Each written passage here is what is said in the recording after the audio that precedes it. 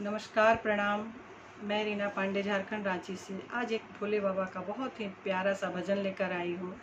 अगर ये पसंद आता है तो प्लीज़ इसे ज़्यादा से ज़्यादा लाइक, शेयर, कमेंट और फॉलो करें। अगर आप इसे यूट्यूब चैनल में देख रहे हैं तो प्लीज़ इसे लाइक, कमेंट, शेयर के साथ साथ सब्सक्राइब भी करें। अगर आप पहली बार मेरे चैनल में आए हैं तो धन्यवाद।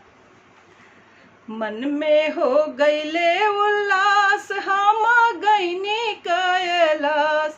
मन में हो गईले उल्लास, हम गईनी कैलाश।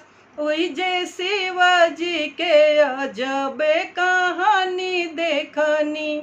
ओई जे शिवाजी के अजब कहानी देखनी। ओई जे बूढ़ाओ के अजब कहानी देखनी।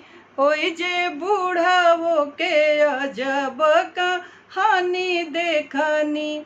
भूत अंगना बहारे, भूत बरतन खंघारे। भूत अंगना बहारे, भूत बरतन खंघारे। एगो भूताओ के भरत हम पानी देखनी। एगो भूताओ के भरत हम पानी देखनी। मन में हो गईले उल्लास, हम गईनी कैलाश।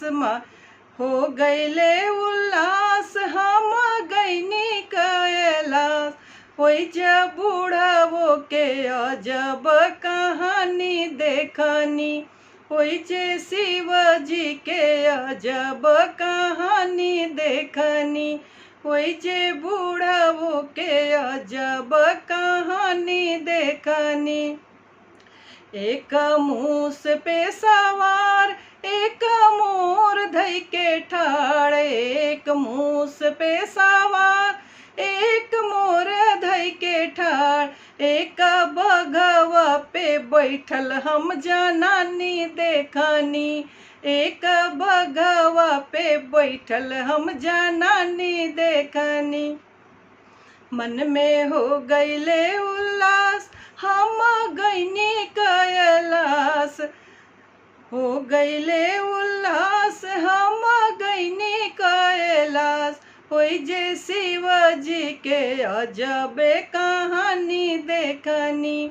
ओई जे शिवजी के अजब कहानी देखनी।